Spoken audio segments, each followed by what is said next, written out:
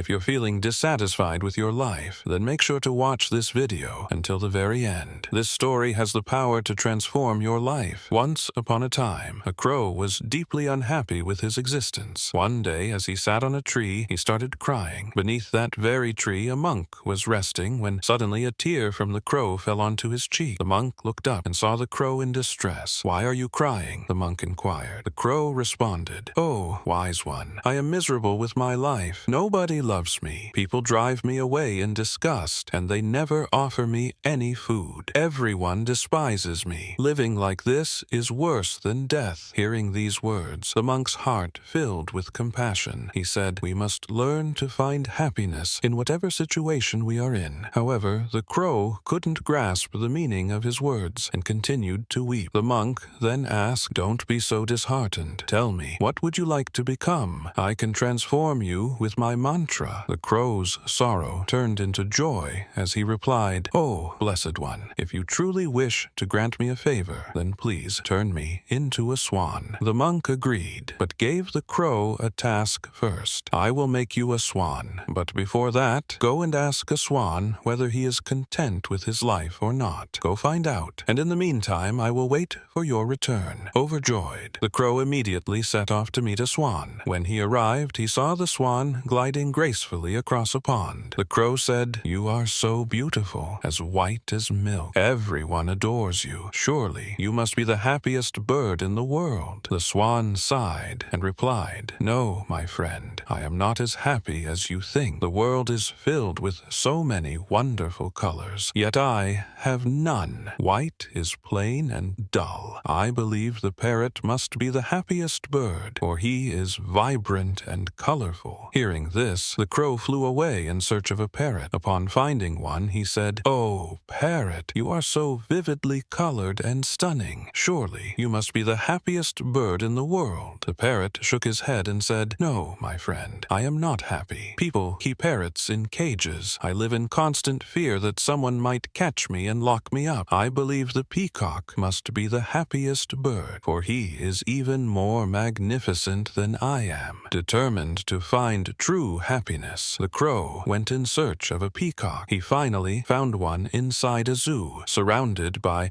hundreds of visitors admiring his beauty. Once the crowd dispersed, the crow approached him and said, "Dear peacock, you are so breathtakingly beautiful. Thousands of people come to see you, but when they see me, they drive me away instantly. You must be the happiest bird on this planet." The peacock sighed and said, "I once believed I was the most beautiful and happiest bird, but because of my beauty, I am confined to this zoo. People pluck my colorful feathers to make decorations, and it causes me great pain. I am not happy at all, my friend." The crow was stunned by this revelation and asked, "If even you are not happy, then who is the happiest bird in the world?" The peacock replied, "I have observed the zoo carefully and realized that you, the crow, are the only bird that is not trapped in a cage. Nobody tries to capture or confine you. For many days now, I have wished that if I were a crow, I could fly freely wherever I pleased." Hearing this, the crow returned to the monk, and for the first time in his life, he felt truly happy to be himself. He said, "Oh, wise one, I no longer wish to become anything else. I am content as I am." In our lives, we often compare ourselves unnecessarily to others, leading to sadness and self-pity. This creates a never-ending cycle of discontent. Instead of focusing on what we lack, we should learn to appreciate what we have. There will always be someone who has more or less than we do. If we constantly measure ourselves against others, we will never find happiness. The person who is truly satisfied with what they have is the happiest in the world. But those who engage in endless comparisons will always remain the saddest.